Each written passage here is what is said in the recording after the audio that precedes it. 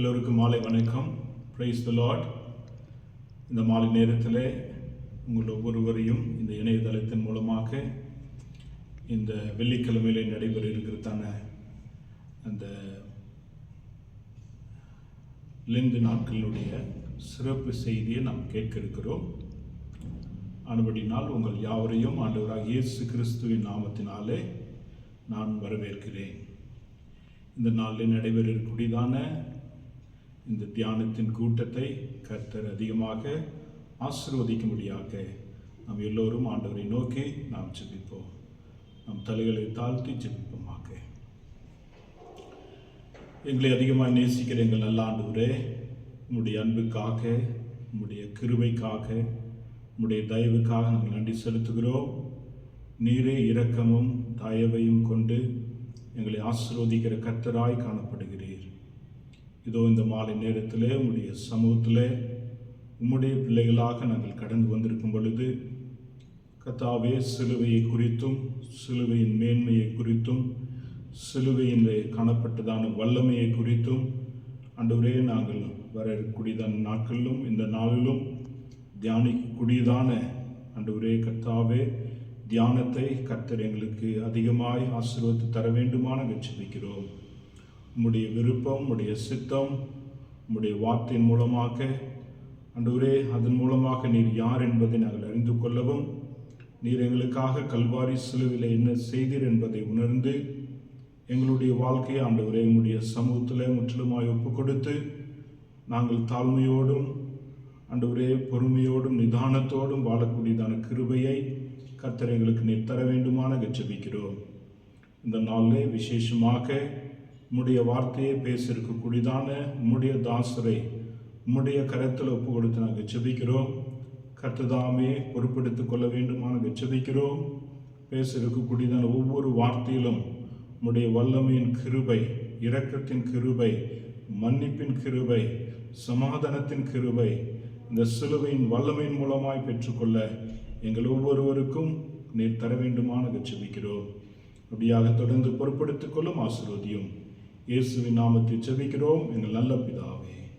ஆமென், ஆமென்.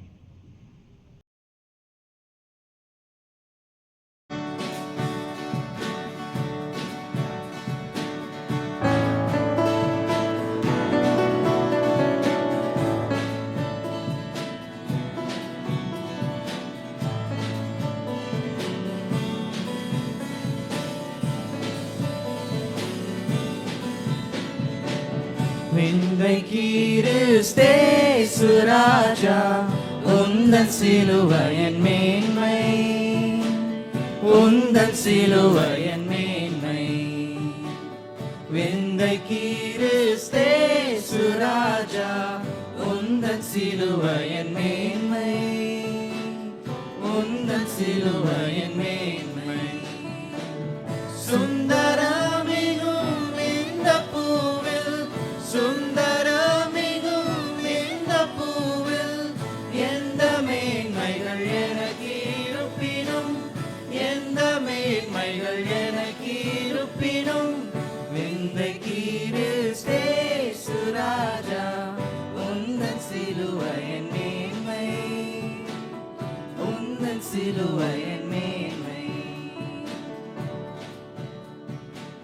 திரண்ட ஆஸ்தி, உயர்ந்த கல்வி, செல்வாக்குகள் எனக்கு இருப்பினும், திரண்ட ஆஸ்தி, உயர்ந்த கல்வி, செல்வாக்குகள் எனக்கு இருப்பினும், குருசை நோக்கி பார்த்த எனக்கு, குருசை நோக்கி பார்த்த எனக்கு, உரிய பெருமைகள் யாவும் அற்பமே, உரிய பெருமைகள் யாவும் அற்பமே. விந்தை கிறிஸ்தேசு ராஜா, உந்தன் சிலுவையின் மேன்மை, உந்தன் சிலுவையின் மேன்மை. உன் குருசே ஆசிக்கெல்லாம் ஊற்றம் வற்ற ஜீவ நதியாம், உன் குருசே ஆசிக்கெல்லாம் ஊற்றவற்ற ஜீவ நதியாம், துங்கரத்த ஊற்றில் மூழ்கி துங்கரத்த ஊற்றில் மூழ்கி தூய்மையடைந்தே மேன்மையாகினேன் தூய்மையடைந்தே மேன்மையாகினேன் விந்தை கிறிஸ்தே சுராஜா உந்தன் சிலுவையின் மேன்மை உந்தன் சிலுவையின் மேன்மை இந்த விந்தை அன்பு கீடாய் என்ன காணிக்கை ஈந்திடுவேன் இந்த விந்தை அன்பு கீடாய் என்ன காணிக்கை ஈந்திடுவேன் எந்த அரும் பொருளிடாகும் எந்த அரும் பொருளிடாகும் என்னை முற்றிலும் உமக்களிக்கிறேன் என்னை முற்றிலும் உமக்களிக்கிறேன் விந்தை கிறிஸ்தே சுராஜா உந்தன் சிலுவையின் மேன்மை உந்தன் சிலுவையின் மேன்மை. இந்த நாளுடைய செய்தியை பகிர்ந்து கொள்ள இருக்கக்கூடியதான தேவதாசரை சபையாருக்கு முன்பாக நான் விசேஷமாக அறிமுகப்படுத்த விரும்புகிறேன். அவரை அறிமுகப்படுத்துவதிலே நான் மிகுந்த பெருமை அடைகிறேன். சென்னையில் ஒரு போதகரின் வீட்டில் மூத்த மகனாக ரெவரண்ட் டாக்டர் சாமுவேல் மாதவராஜ் அவர்கள் பிறந்தார். 1971 முதல் 1977 வரை தமிழ்நாடு அரசாங்கத்தில் பணியாற்றி பிறகு அவர் மேய்ப்பர் ஊழியத்திற்காக தேவனில் அழைப்பை உணர்ந்தார். 1981 பூனேவில் உள்ள யூனியன் பைபிள் செமினாரியில் பேச்சுலர் ஆஃப் டிவினிட்டி படிப்பை முடித்தார். மேலும் 10 ஆண்டுகள் CSI சென்னை பேராலயம் பகுதியில் போதகர் பதவியை ஏற்றுக்கொண்டார். 1992 பழைய ஏற்பாடு மற்றும் தியாலஜி முனைவர் பட்டம் பெற அமெரிக்கா சென்றார். அமெரிக்காவில் உள்ள பல்வேறு CSI மற்றும் CNI சபைகளில் போதகராக பணியாற்றினார். அவர் தனது மனைவி, அவருடைய பெயர் ஜூலியா அவர்களை திருமணம் செய்து 42 ஆண்டுகள் ஆகிறது. இவர்களுக்கு ஒரு மகன், ஒரு மகள் மற்றுமாக 3 பேரப்பிள்ளைகள் இவர்களுக்கு உள்ளார்கள். இப்படியாக கர்த்தர் அருமையான தாசரை ஆசீர்வதித்திருக்கிறார். அது மாத்திரமில்லாமல் நம்மளுடைய போதகருக்கு நல்ல ஒரு நெருங்கின நண்பராகவும் அவர் காணப்படுகிறார். இந்த நாளிலே அவர் நம் மத்தியிலே செய்தியை பகிர்ந்து கொள்வது என்பது நமக்கு தேவன் கொடுத்த ஒரு பெரிய ஸ்லாக்கியமாக நாம் கருதுவோம். தேவன் தாமே அவரையும் அவர் செய்கிறதான ஊழியத்தையும் தொடர்ந்து கர்த்தர் ஆசீர்வதிப்பாராக. நன்றி.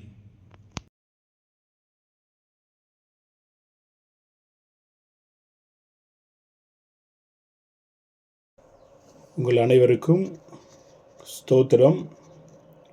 கிறிஸ்துவுக்குள் அன்பான சகோதரர் மற்றும் BBCM ஸ்தாபனத்தினுடைய ஃபவுண்டர் பிரசிடெண்ட்டாக இருக்கக்கூடியதான டாக்டர் ஜெயக்குமார் அவர்களுக்கு என்னுடைய நன்றியையும் தேவனுக்கு ஸ்தோத்திரத்தையும் நான் ஏறெடுக்கிறேன். இந்த லெந்து நாட்கள் அன்று ஒவ்வொரு வெள்ளிக்கிழமையும் கர்த்தருடைய வார்த்தையை பகிர்ந்து கொள்ளக்கூடியதான பொறுப்பை அருமையான சகோதரர் எனக்கு கொடுத்திருக்கிறார். இந்த வருடத்தினுடைய லெந்து நாட்களானது பிப்ரவரி 18ஆம் தேதி முதல் தொடங்க இருக்கிறது. இந்த நாளை சாம்பல் புதன் என்று சொல்லுவார்கள். உங்களுக்கு ஞாபகம் இருக்கிறது போல 40 நாட்கள் ஒரு மிகுந்த ஒரு நாளாய் காணப்படுகிறது. அந்த நாட்கள் ஆவிக்குரிய வாழ்க்கையை புதுப்பிக்கக்கூடியதான காரியமாய் நடைபெறும் என்பதை நாம் அறிந்திருக்கிறோம். அநேக கிறிஸ்துவர்கள் இந்த நாட்களிலே உபவாசமாக இருப்பதும், ஜெபிப்பதும், மனம் திரும்புவதும், சுயத்தை அவர்கள் மேற்கொள்ளுவதும் மற்றுமாக உதவி செய்வதும் நீதி செய்வதும் என்றதான காரியங்களை அதிகமாய் செய்யக்கூடியதாக இருக்கிறதை நாம் பார்க்கிறோம். இதை தான் ஏசாயா தீர்க்க தரிசன புத்தகம் 52ஆம் அதிகாரம் வசனம் 2 முதல் 12 வரை வாசிக்கிறோம். இந்த காரியத்தை உங்களுடைய தனிப்பட்ட முறையில் தனிப்பட்ட தியானத்தில் தயவு செய்து நீங்கள் படித்து இந்த காரியத்தை அறிந்து கொள்ளும்படியாக நான் கேட்டுக்கொள்கிறேன். அதே நேரத்தில் ஒரு டைரியிலையோ ஒரு நோட்டு புத்தகத்திலேயோ இந்த பகுதியிலே நீங்கள் என்ன கற்றுக்கொண்டிருக்கிறீர்கள், எந்தெந்த காரியங்கள் நீங்கள் அறிந்திருக்கிறீர்கள் என்பதை எழுதி கொள்ளும்படியாக உங்களை அன்பாய் நான் கேட்டுக்கொள்கிறேன். நாம் ஒவ்வொரு முறை வெள்ளிக்கிழமை இந்த செய்தியை கேட்கும் பொழுது நாம் பேசக்கூடியதான காரியங்கள், இந்த காரியங்கள் எல்லாமே உங்களுக்கு உதவியாக காணப்படும். சம காலங்களிலே காணப்பட்டதான மீகா தீர்க்கதரிசி அதே ஒரு காரியத்தை இஸ்ரவேல் ஜனங்கள் செய்வதை குறித்து அவர் சொல்லுகிறார். புதிய ஏற்பாட்டினுடைய உடன்படிக்கைக்கு பங்காளிகளாய் இருக்கக்கூடிய நாம், ஆண்டவராகிய இயேசு கிறிஸ்து கல்வாரி சிலுவையிலே மரித்து அவர் இரத்தம் சிந்தினபடினால் இதில் நாமும் பங்காளிகளாய் காணப்படுகிறோம். மீகா 6ஆம் அதிகாரம் 8ஆம் வசனத்திலே இப்படியாக வாசிக்கிறோம். மனுஷனே, நன்மை இன்னதென்று அவர் உனக்கு அறிவித்திருக்கிறார். நியாயம் செய்து இரக்கத்தை சிநேகித்து உன் தேவனுக்கு முன்பாக மனத்தாழ்மையாய் நடப்பதை அல்லாமல் வேற எண்ணத்தை கர்த்தர் உன்னிடத்தில் கேட்கிறார். 3 காரியங்களை இந்த பகுதியிலே நாம் வாசிக்க முடியும். இயேசு கிறிஸ்து இந்த காரியத்தை தான் கல்வாரி சிலுவிலே செய்ததை நாம் பார்க்கிறோம். பாவிகள் மீது இரக்கத்தை அவர் காண்பித்தார். உங்கள் மீதும் என் மீதும் பாவிகளாக இருக்கக்கூடிய நம் மீதும் அவர் இரக்கத்தை காண்பித்தார். அவர் தாழ்மையுள்ளவராய் காணப்பட்டிருந்தார். அப்படி என்று சொன்னால் தேவனாய் இருந்தும் தேவனுடைய கொள்ளையாடின பொருளாய் அவர் எண்ணாமல் மனித ரூபம் எடுத்து மரண பரியந்தமும், அதாவது சிலுவையின் மரண பரியந்தமும் கீழ்ப்படிந்தவராக தம்மை தாமே தாழ்த்தினார் என்று சொல்லி நாம் பார்க்கிறோம். பிலிப்பியர் 2ஆம் அதிகாரம் வசனம் 8. இது கிறிஸ்தவர்களுக்கு மிகவும் ஒரு சிறப்பு நிறைந்ததான ஒரு பங்காய் காணப்படுகிறது. கிறிஸ்துவ வாழ்க்கைக்கு ஒரு சிறப்பான வாழ்க்கையை அமைத்து கொடுக்கக்கூடியவைகளாய் இவைகள் காணப்படுகிறது. ஆனால் உலக பிரகாரத்திலே வெவ்வேறு விதமான நம்பிக்கை கொண்டிருக்கூடியதான ஜனங்களுடைய சிந்தனைகளும் பழக்க வழக்கங்களும் இதை காட்டிலும் வித்தியாசமாக இருக்கிறது. தேவனுடைய நண்பர்களே, நீங்கள் தேவனுடைய பிள்ளையாக இருக்கிறபடினால் ஒருவேளை நீங்கள் கிருபையிலே நடக்கக்கூடியவர்களாக இருக்கலாம், தாழ்மையாய் தேவனுக்கு முன்பாய் நடக்கலாம், உபவாசிக்கலாம், ஜெபிக்கலாம், உங்களையும் உங்களுடைய சரீரத்தையும் குற்றமற்றவர்களாக பரிசுத்தமாய் வைப்பதற்கு முயற்சி எடுக்கலாம். அல்லது நீங்கள் மற்றவர்களுக்கு, ஏழைகளுக்கும், உதவியற்றவர்களுக்கும், அனாதைகளுக்கும், விதவைகளுக்கும் கிருபை காண்பிக்கக்கூடியதான ஜனமாய் நீங்கள் காணப்படலாம். இப்படி செய்வது ஆண்டவருக்கு நாம் நன்றி சொல்ல வேண்டும். ஆனால் இதை நீங்கள் செய்யும் பொழுது எந்த விதமான நோக்கத்தோடு செய்கிறீர்கள் என்பதை நீங்கள் நிதானித்து பார்க்க வேண்டும். நீங்கள் இரக்கம் காண்பிப்பதிலே நீங்கள் நியாயமாய் செயல்படுகிறீர்களா? அநேக கிறிஸ்துவர்கள் இந்த விதமான காரியத்திலே தவறி போவதை நாம் பார்க்கிறோம். அன்பான சகோதரர்களே, நண்பர்களே, ஜெபிப்பதும் உபவாசம் இருப்பதும் தேவனுடைய சமூகத்திலே தாழ்மையாய் நடப்பதும் மிக மிக அவசியம் என்பதை நாம் புரிந்து கொள்ள வேண்டும். இந்த நாட்களிலே இந்த செய்தியை நான் கொடுப்பதற்காக நான் யோசித்து கொண்டிருந்தேன். இதற்காக ஜெபித்து கொண்டிருக்கும் பொழுது எந்த காரியத்தை குறித்து, எந்த தலைப்பின் கீழ் நான் செய்தியை இந்த வாரம் வெள்ளிக்கிழமை தோறும் பகிர்ந்து கொள்ள வேண்டும் என்று சொல்லி சிந்தித்து கொண்டிருந்தேன், ஜெபித்து கொண்டிருந்தேன். அப்படி நான் ஜெபிக்கும் பொழுது, சிந்தித்து கொண்டிருக்கும் பொழுது, கர்த்தர் இந்த காரியத்தை நீங்கள் பேசுங்கள் என்று சொல்லி என்னிடத்திலே ஆண்டவர் உணர்த்தினார். ஆனபடினால் ஆண்டவர் என்ன காரியத்தை என்னிடத்தில் உணர்த்தினாரோ அந்த காரியத்தை உங்களோடு நான் பேச விரும்புகிறேன். அப்படியாக நான் சிந்தித்து கொண்டிருக்கும் பொழுது ஒரு காரியம் என்னுடைய மனதிலே அதிகமாக கடந்து வந்ததை நான் உணர்ந்தேன். அது என்னவென்று சொன்னால், கர்த்தராகிய இயேசு கிறிஸ்துவனுடைய சிலுவையின் சிறப்பம்சங்கள். இந்த நாளினுடைய சிந்தனை என்னவென்று சொன்னால், நம்மளுடைய தியானத்திற்காக நான் தெரிந்துகொள்ளப்பட்டதான தலைப்பு இயேசு கிறிஸ்துவனுடைய சிலுவையின் சிறப்பு அம்சங்கள். எப்பொழுதெல்லாம் நான் சிலுவை என்று சொல்லுகிறேனோ என்னுடைய செய்தியிலே, அப்பொழுதெல்லாம் நான் எதை குறித்து சொல்லுகிறேன் என்று சொன்னால், ஆண்டவராகிய இயேசு கிறிஸ்து கல்வாரியிலே செய்ததான செயலை குறித்து தான் நான் சொல்லுகிறேன்.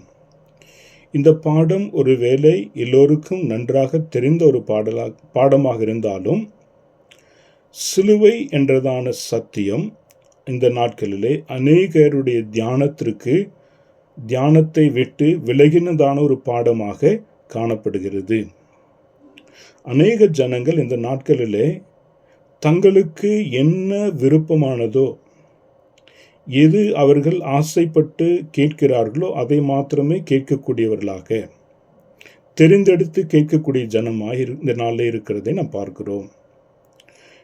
நாம் நம்மளுடைய வாழ்க்கையிலே ஆசீர்வாதமும் செழிப்பும் வேண்டும் என்று விரும்புவது தவறல்ல.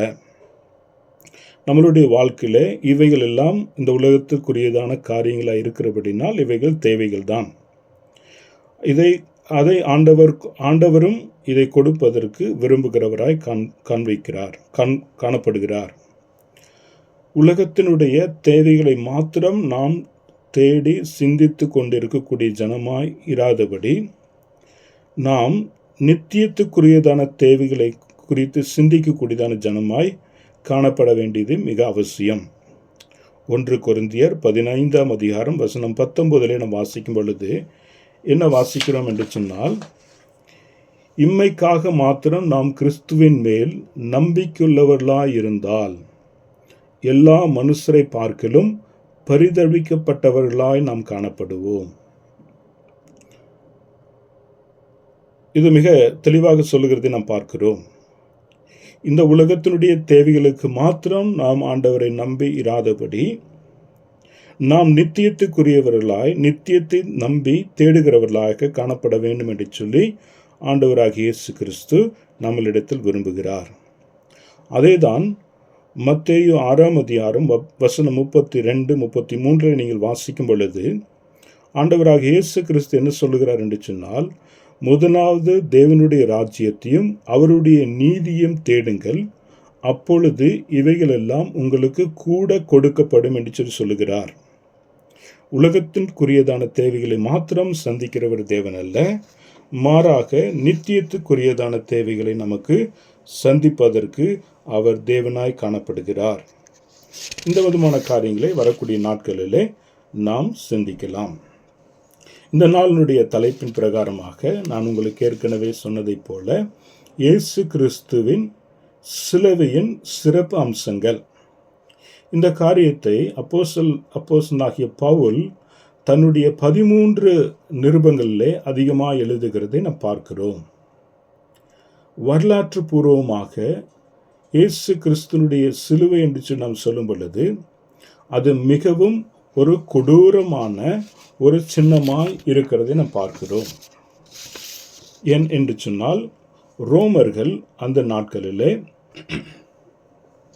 வரலாற்று ரீதியாக பார்க்கும் பொழுது ரோமர்கள் அந்த நாட்களிலே குற்றவாளியை பகிரங்கமாக பொது வெளியிலே தண்டிப்பார்கள்.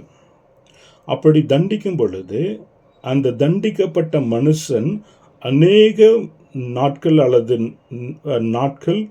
அந்த சிலுவிலே அவன் தொங்கி அப்படியாக மரிக்க வேண்டும். அப்படி மரிப்பதன் மூலமாக அது மிகவும் கொடூரமானதும், சரீரத்திலே வேதனையை ஏற்படுத்தக்கூடியதும், வலியை தாங்க முடியாத வேதனையோடு அந்த நபர் மரிக்கக்கூடியதான ஒரு தண்டனையை கொடுக்கிறதை நாம் பார்க்கிறோம். அதே போல பறவைகளும் அந்த நாட்களில் பறவைகள் பறந்து வந்து அந்த சிலுவிலே அறிந்திருக்கூடியதான மனிதனுடைய சரீரத்திலே கழுகுகள் வந்து கொத்தும், பறவைகள் வந்து அந்த மனுஷனுடைய அந்த குற்றவாளினுடைய கண்களை பிடுங்கி செல்லும். அப்படின்னு சொன்னால் சரீரத்திலே வேதனையை அங்கே உண்டாக்குகிறதை பார்க்கிறோம். அப்போ அந்த குற்றம் செய்த மனிதன் எல்லா விதமான சரீர பிரகாரமாக மன ரீதியாக வேதனை நிறைந்ததான ஒரு சூழலிலே அவன் மரிக்க வேண்டும். அந்த சிலுவையில மரித்ததான மனுஷனுக்கு எந்த ஒரு நம்பிக்கையும் எந்த ஒரு உதவியும் இல்லாதபடி அவன் அந்த தண்டனைக்குள்ளாக கடந்து செல்ல வேண்டியது மிக அவசியமாயிருக்கிறதை பார்க்கிறோம்.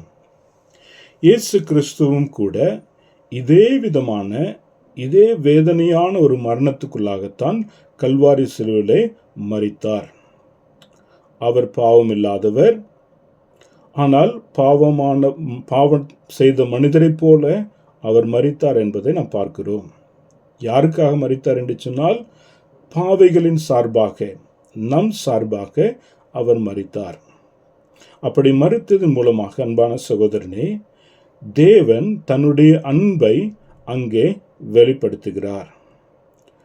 ரோமர் 5:8 நாம் சொல்லும் பொழுது அங்கே என்ன சொல்லுகிறது என்று சொன்னால், நாம் பாவிகளாய் இருக்கையில் கிறிஸ்து நமக்காக மரித்ததினாலே தேவன் நம்மேல் வைத்த தமது அன்பை விளங்க பண்ணினார் என்று சொல்லி நாம் அறிந்து கொள்கிறோம்.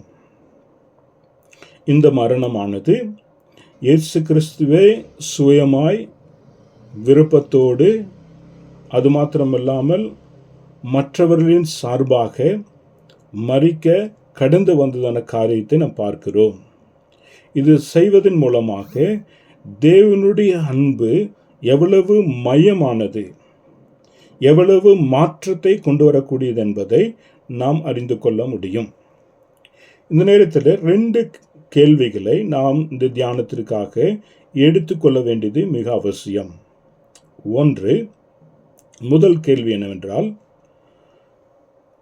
இயேசு கிறிஸ்து ஏன் பாவியைப் போல மரிக்க வேண்டும்? அவர் பாவம் இல்லாதவராக இருக்கிறாரே, அவர் ஏன் பாவியைப் போல மரிக்க வேண்டும்? 2வது கேள்வி, ஏன் பாவிகளின்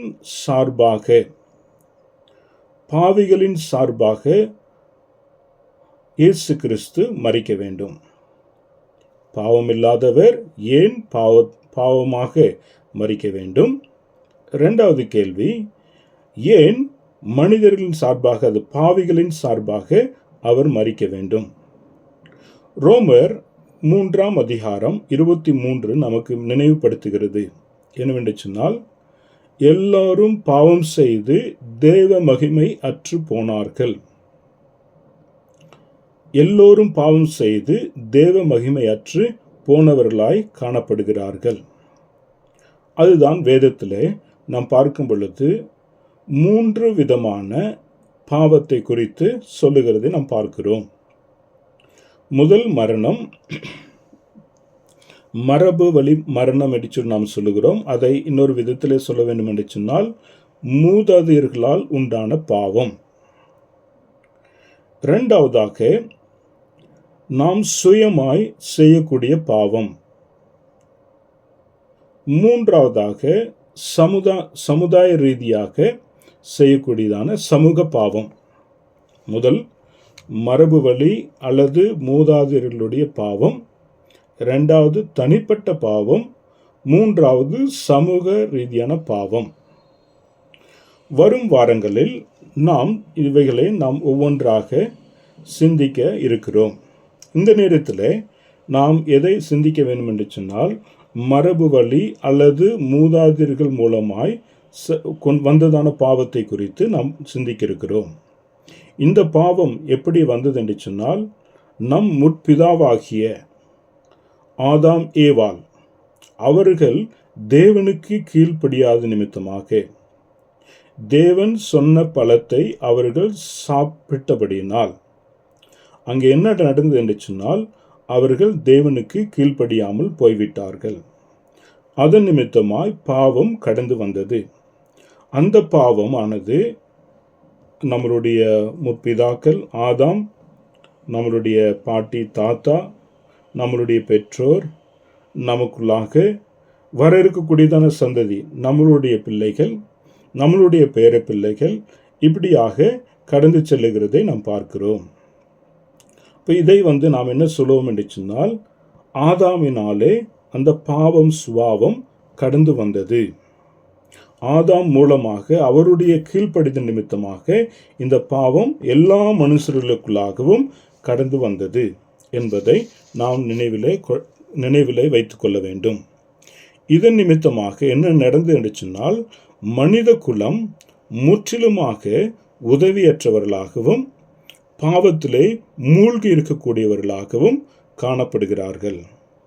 அதே வேளையில் மனிதர்களாக இருக்கக்கூடிய நாம் நன்மையை செய்ய விரும்பாமல் தீமையை செய்ய விரும்புகிறோம். நல்லதான காரியங்களை நாம் தேடாமல் கெட்டதான காரியங்களை நாம் தேடுகிறோம். இது நம்மளுடைய சுபாவமாய் காணப்படுகிறது. எப்பொழுதுமே நமக்குள்ளாக இருக்கக்கூடியதான ஒரு ஆர்வம், கெட்டதை எப்பொழுது நாம் செய்யலாம், நன்மையை செய்வதை காட்டிலும் கெட்டதை செய்வதென்பதான எண்ணம் நமக்குள்ளாக இருந்து கொண்டிருக்கிறதை நாம் பார்க்கிறோம். அதுதான் அப்போஸ்தலன் பவுல் எபேசியர் 2ஆம் அதிகாரம் வசனம் 2 அவர் சொல்லுகிறார், அக்கிரமங்களினாலும் பாவங்களினாலும் மரித்த உங்களை கர்த்தர் உயிர்ப்பித்தார். அக்கிரமங்களினாலும் பாவங்களினாலும் மரித்த நம்மை கர்த்தர் உயிர்ப்பித்தார். நாம் இதனுடைய சத்தியம் என்னவென்று சொன்னால், நாம் மரணத்திலே பாவத்திலே மரித்தவர்களாய் காணப்படுகிறோம். கிறிஸ்துவுக்குள்ளாய் மரித்தவர்களாய் நாம் காணப்படுகிறோம். நாம் உதவியற்றவர்களாய் காணப்படுகிறோம் என்பதுதான் இதனுடைய சத்தியம்.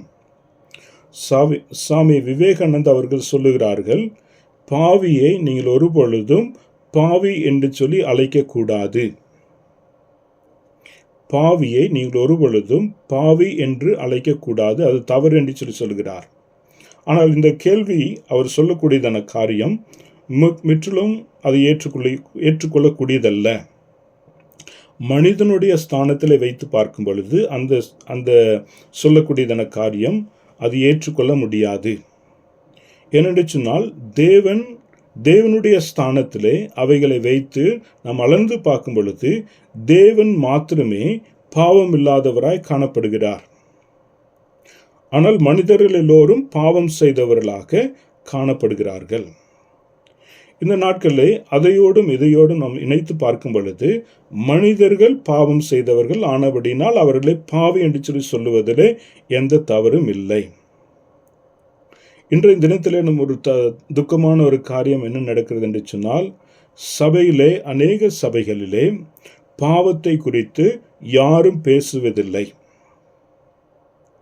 இன்றைக்கு பிரசங்கம் எதை சார்ந்திருக்கிறது என்று சொன்னால், செழிப்பை குறித்தும் தற்காலிகமாய் கிடைக்கக்கூடியதான செல்வத்தை குறித்தும் நல்ல ஆரோக்கியமான சரீரத்தை குறித்தும், அது மாத்திரமல்லாமல் நல்ல வாழ்க்கையை குறித்தும் செல்வத்தையும் செழிப்பையும் குறித்து மாத்திரமே ஜனங்கள் பேசுகிறவர்களாக காணப்படுகிறார்கள். இந்த நாளிலே இவைகள் எல்லாம் தவறு என்று நாம் சொல்லவில்லை. கர்த்தர் நம்மளுடைய தேவைகளை சந்திப்பதற்கு அவர் யெகோவா ஜீராவாக காணப்படுகிறார். அவர் நம்மளுடைய தேவைகளை பரிபூர்ணமாய் சந்திப்பார். அதில் எந்த விதமான கேள்விகளும் நமக்கு வரக்கூடாது. அவர் உலக பிரகாரமான தேவைகள், தற்காலிகமான தேவைகளை மாத்திரமே நமக்கு சந்திக்க வேண்டும் என்று நாம் நினைத்து இருக்கக்கூடியவர்களாக இருக்கக்கூடாது. மாறாக நம்மளுடைய நித்திய தேவைகளையும் ஆண்டவராக இயேசு கிறிஸ்துவுக்குள்ளாய் நடக்கும் பொழுது அவர் சந்திக்கிறவராய் காணப்படுகிறார். நம்மளுடைய ஜெப வாழ்க்கை எப்படியாயிருக்கிறது? நீங்கள் வேதத்தை வாசிப்பதற்கும் வேதத்தை தியானிப்பதற்கும் உங்களுக்கு நேரம் இருக்கிறதா? சில நேரங்களில் நம்மளுடைய வாழ்க்கை ஒரு ஒரு எலியினுடைய ஓட்டத்தைப் போலதான் காணப்படுகிறது. எந்த விதமான நோக்கமும் இல்லாமல் அங்கும் இங்குமாக நாம் ஓடிக்கொண்டிருக்கிறோம். அன்பான சகோதரர்களே, இந்த உலகத்திலே 3 விதமான ஜனங்கள் 3 விதமான சிந்தனையை கொண்டிருக்கக்கூடியவர்களாய் காணப்படுகிறார்கள். முதலாவது ஜனம் என்ன சொல்கிறார்கள் என்று சொன்னால், நான் நன்றாக சாப்பிட்டு, நான் நன்றாக மகிழ்ந்து, நான் நன்றாக இருந்தால் போதும், மரித்தால் போதும். நன்றாக சாப்பிட வேண்டும், நன்றாக இருக்க வேண்டும், நன்றாக மரிக்க வேண்டும். இதுதான் என்னுடைய வாழ்க்கை நோக்கம். நான் மற்ற எந்த ஒரு காரியத்தை குறித்தும் நான் கவலைப்படுவதில்லை. இரண்டாவது ஜனம் சொல்லுகிறார்கள், எனக்கு எப்பொழுதுமே சந்தோஷம் வேண்டும். சந்தோஷம் எனக்கு இருந்தால் நான் எதை குறித்தும் கவலைப்பட மாட்டேன். எப்பொழுதும் எனக்கு மகிழ்ச்சியை கொடுக்க வேண்டும். அந்த மகிழ்ச்சியின் காரியங்கள் என்னுடைய வாழ்க்கையில் நிறைந்ததாய் காணப்பட வேண்டும் என்று சொல்லி எதிர்பார்க்கிறார்கள். மகிழ்ச்சி தான் எனக்கு முக்கியம், வேறு எதுவும் முக்கியம் அல்ல. மூன்றாவதாக, ஒரு சில ஜனங்கள் இந்த உலகத்தினுடைய கடமைகள், கட்டுப்பாடுகள், பொறுப்புகள் இவைகளெல்லாம் விட்டுவிட்டு என்ன செய்து விடுகிறார்கள் என்று சொன்னால், அவர்கள் சந்நியாசியாக மாறிவிடுகிறார்கள். உலக வாழ்க்கை வேண்டாம், குடும்ப வாழ்க்கை வேண்டாம், அவர்கள் சந்நியாசியாக மாறுகிறதை நாம் பார்க்கிறோம். நண்பர்களே, நாம் இந்த நாட்களிலே நமக்கு அநேக காரியங்கள் செய்வதற்கு நேரம் உண்டு. ஆனால் வேதத்தை வாசிக்கூடிய நேரம் வரும் பொழுது, ஜெபிக்க நேரம் வரும் பொழுது, மற்றவர்களுக்கு உதவி செய்ய காரியங்கள் வரும் பொழுது நமக்கு நேரம் இல்லை என்று நாம் சொல்லுகிறோம். நாம் எப்பொழுதும் பிஸியாக இருக்கிறோம் என்று சொல்லி நாம் சொல்லி கொண்டிருக்கிறோம். இந்த நாளிலே நம் சபை ஆராதனைக்கு நாம் கடந்து வரும் பொழுது எப்படியா இருக்கிறோம்? நம்மளுடைய குடும்பத்திற்கு விசேஷமாக ஒன்றாக அமர்ந்து பேசக்கூடியதான ஒரு தருணம் நம்மளுடைய குடும்பங்களிலே காணப்படுகிறதா?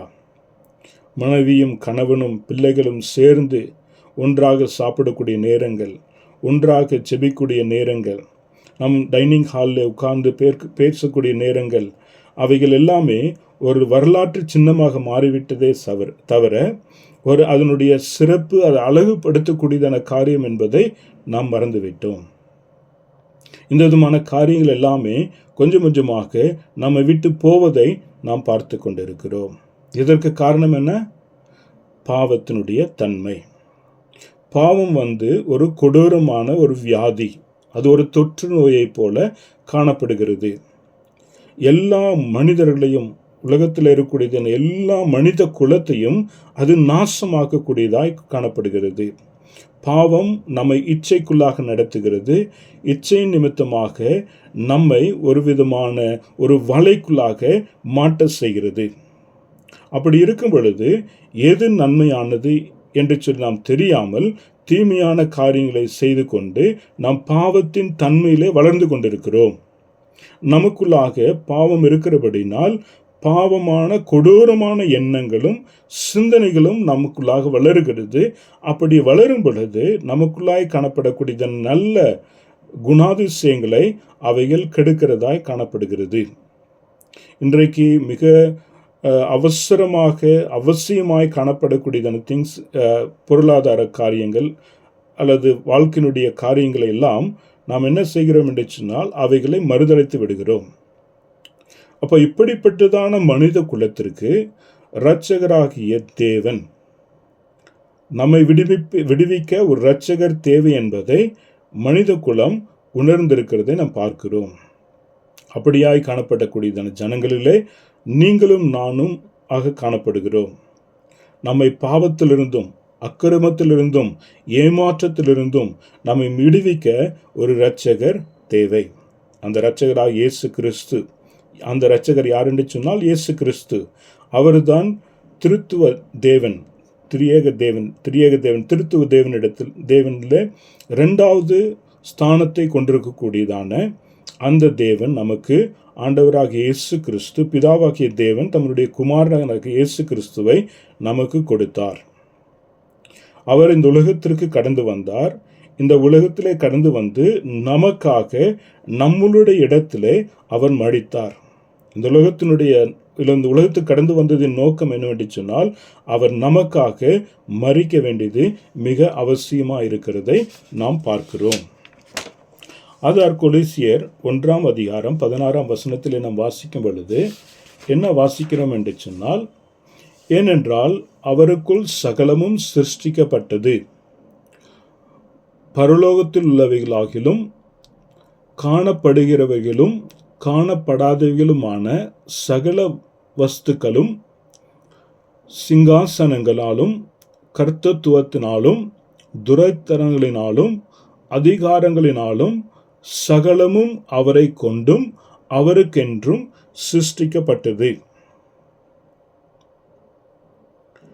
இதைதான் அப்போஸ்தலன் பவுல் பிலிப்பியர் 2 அதிகாரத்திலே அவர் மிக தெளிவாக சொல்லுகிறதை நாம் பார்க்கிறோம். பிலிப்பியர் 2 அதிகாரத்தை நாம் பார்க்கும் பொழுது, ஆண்டவராகிய இயேசு கிறிஸ்து மனிதனாக மாறின செயல்முறையை குறித்து மிக மிக நேர்த்தியாக நமக்கு சொல்லப்படுகிறதை நாம் பார்க்கிறோம். அவர் தன்னையே ஒன்றுமில்லாமல் ஆக்கினார்.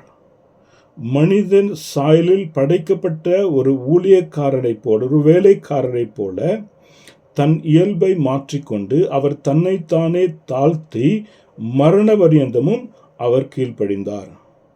சிலுவை மரணம் கூட அங்கே நாம் பார்க்கிறோம். சிலுவையில் தொங்கி அவர் இரத்தம் சிந்தினார். முழு மனு குலத்திற்கும் அவர் மனுக்குலத்திற்காக தன்னையே ஒப்பு கொடுத்து அவர் கடந்து வந்து அவர் மரித்தார் என்பதை எபேசியர் 1:7 நாம் வாசிக்கிறோம். அது மாத்திரமில்லாமல் அவருடைய இரத்தத்தின் மூலமாக எபேசியர் 1 அதிகாரம் 7 வசனத்திலே அவருடைய இரத்தத்தின் மூலமாக நமக்கு மீட்பு உண்டாயிருக்கிறது. அதுதான் ரோமர் 1 அதிகாரம் 5 வசனத்திலும் கூட நாம் படிக்கிறோம்.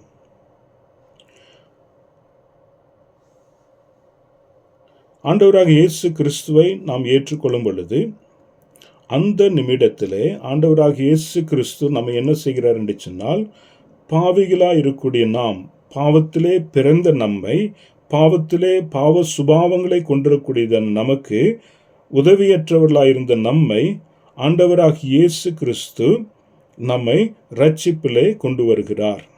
இந்த இரட்சிப்பை நாம் ஒருவரும் வாங்க முடியாது. ஒருவரும் இதற்கு விலை கொடுத்து பெற்றுக்கொள்ள முடியாது. இந்த இரட்சிப்பை நம்மளுடைய நற்கிரியையினாலும் நல்ல செயல்களாலும் நாம் பெற்றுக்கொள்ள முடியாது. அன்பான சகோதரனே, சகோதரியே, உங்களுக்கும் எனக்கும் ஒரு இரட்சகர் தேவை. யார் இந்த இரட்சிப்பின் பரிசை நமக்கு கொடுக்க முடியும்? இயேசு கிறிஸ்து மாத்திரமே நமக்கு கொடுக்க முடியும் என்பதை நாம் அறிந்து கொள்ள வேண்டும். ஆனபடினால்தான் ஆண்டவராகிய இயேசு கிறிஸ்துவே இரத்தத்தோடும் மாம்சத்தோடும் இந்த உலகத்துக்கு கடந்து வந்து மனித ரூபம் எடுத்து கடந்து வந்து அவர் நமக்காக மரித்தார். தேவன் ஆவியானவர், அவர் நித்தியமானவர், அவர் மரிக்க முடியாது. அப்படிப்பட்டதான ஸ்தலத்திலே ஆண்டவராகிய இயேசு கிறிஸ்து மனித ரூபம் எடுத்து மனிதனுடைய, எப்படி மனிதனுக்கு சரீரத்திலே சதையும் இரத்தமும் காணப்படுமோ அப்படியாகவே ஆண்டவராகிய இயேசு கிறிஸ்து இந்த உலகத்திலே கடந்து வந்து சதையும் இரத்தத்தையும் கொண்டவராய் கடந்து வந்து அவர் நமக்காக மரித்தார். அவர் மரித்து அதோடு அவர் போய்விடவில்லை. மற்ற உலக தலைவர்கள், மற்ற தலைவர்கள் எப்படி அவர்கள் மரித்தார்களோ அப்படியாக போய்விட்டார்கள். அவர் மரித்தவராக மாத்திரமல்ல, அவர் உயிர்த்தெழுந்தவராக காணப்படுகிறார். 3வது நாள் அவர் உயிர்த்தெழுந்தார். அவர் இன்றும் ஜீவிக்கிறவராய் காணப்படுகிறார். அவர் திரும்ப வருகிறேன் என்று சொல்லி வாக்குத்தத்தம் நமக்கு கொடுத்திருக்கிறார். அதுதான் உண்மையான சத்தியம். இந்த நிமிடத்திலே ஆண்டவராக இயேசு கிறிஸ்து நமக்காக சிந்தினதான இரத்தத்திலே அதில் வல்லமை காணப்படுகிறது. அதிலே அதிகாரம் காணப்படுகிறது. என்னென்று சொன்னால், நம்மளுடைய பாவங்களை, உங்களுடைய என்னுடைய பாவங்களை கழுவுவதற்கு அந்த இரத்தம் நமக்கு வல்லமையை கொடுக்கக்கூடியதாய் காணப்படுகிறது. நான் ஏற்கனவே சொன்னதைப் போல, ஆதாம் நிமித்தமாய் செய்த பாவத்தின் நிமித்தமாக இன்ஹெரிட்டட் சின் மனித குலத்தின் மீது முறைமுறையாக மனிதன் குலத்தின் மீது அந்த மரணம் எப்படி கடந்து வந்தது, பாவம் எப்படி கடந்து வந்ததோ, இங்கே நாம் பார்க்கும் பொழுது நாம் தெரிந்த பாவமாக இருக்கலாம், தெரியாத பாவங்களாக இருக்கலாம், தெரிந்த பாவங்களை நாம் செய்தவர்களாக இருந்திருக்கலாம், தெரியாத பாவங்களை செய்தவர்களாக இருந்திருக்கலாம், அறிந்து செய்திருக்கலாம், அறியாமல் செய்திருக்கலாம். ஆனால் மனிதன் அந்த பாவ சுபாவத்தை கொண்டிருக்கிறபடியினால் ஆண்டவராக இயேசு கிறிஸ்துனுடைய இரத்தம் வல்லமையுள்ளதாயும் பாவத்தை கழுவுறதுமாயும் காணப்படுகிறது. எப்பொழுது ஒரு மனிதன் ஆண்டவராக இயேசு கிறிஸ்துனுடைய மரணத்தின் மீது நம்பிக்கை வைக்கிறானோ அந்த நிமிடமே ஆண்டவராக இயேசு கிறிஸ்து அவனை என்ன செய்கிறார் என்று சொன்னால் பரிசுத்தமாக்குகிறார். அவன் தேவனுடைய சமூகத்திலே பாவி அல்ல, மாறாக பரிசுத்தமாக்கப்பட்டவன் என்ற ஸ்தானத்தை அவன் பெற்றுக்கொள்கிறான். அந்த நிமிடமே பரிசுத்த ஆவியான தேவன் அவர்களுக்குள்ளாக நமக்குள்ளாக கடந்து வந்து வாசம் செய்கிறவராய் காணப்படுகிறார். அது மாத்திரமில்லாமல் நாம் நித்தியத்திற்குரியவர்களாக நாம் முத்திரையிடப்படுகிறோம். நாம் நித்தியத்துக்குரியவர்கள், தேவனுடைய சாயலாக மாறக்கூடியதொரு தருணம் நமக்கு ஏற்படுகிறது. நண்பர்களே, அதைதான் நாம் என்ன சொல்கிறோம் என்று சொன்னால், நீதிமானாக்கப்படுதல்.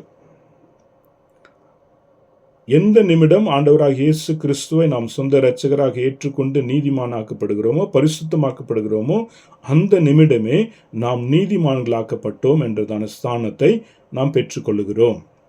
இது ஒரு பெரிய பொக்கிஷம் மாதிரி காணப்படுகிறது. இந்த பொக்கிஷத்திலே நமக்கு கொடுக்கப்பட்டதான விலையேற பெற்றதான பொருள்களிலே நமக்கு கொடுக்கப்பட்டதான ஒரு முக்கியமான ஒரு காரியம் என்னென்னு சொன்னால், என்ன பரிசு சொன்னால், பாவத்திலிருந்தான விடுதலை. இந்த ஒரு உன்னதமான திட்டத்தை ஆண்டவர் வைத்திருக்கிறார். ஆண்டவர் மிகுந்த ஞானமுள்ளவர்.